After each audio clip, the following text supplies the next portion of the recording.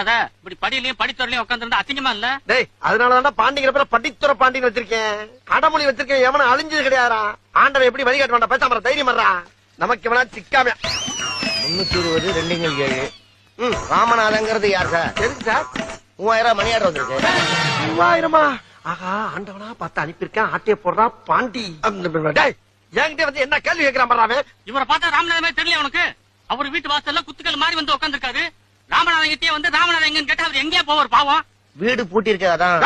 நான் தான் பூட்டை போட்டுட்டு புறப்பட்டு கிருகிருன்னு வந்துருச்சு உட்காந்துருக்கேன். அதுக்காண்டி என்கிட்ட வந்து ராமநாதன் என்ன அர்த்தம்? ஊருக்கு புதுசு சார். என்ன பண்ணலாம் புதுசு? இவனாச்சும் கொஞ்சம் கோவக்காரையா? நானா கொடூரமானவன். இப்ப நீ கேட்ட கேள்விக்கு என்ன கோவம் இருந்தா போஸ்ட்மேன் போஸ்ட்மார்டம் ஆயிருப்ப நீ. அண்ணே விடுங்கண்ணே, அவன் தான் பூசுட்டான்ல. எங்கே கேள்வி பண்ணு கொண்டையா கேட்கிறான். ஊருக்குள்ள வர்றப்பே ராமநாதன் யாரு எவரு எப்படி இருப்பாருன்னு என்ன விசாரிச்சுட்டு வர்றது. வந்தவன ராமநாதன் யாருன்னு ராமநாதன் ஏன் கையெழுத்து உண்டா கொண்டா. என்னங்க ரமநாதன் போட்டுருக்கீங்க?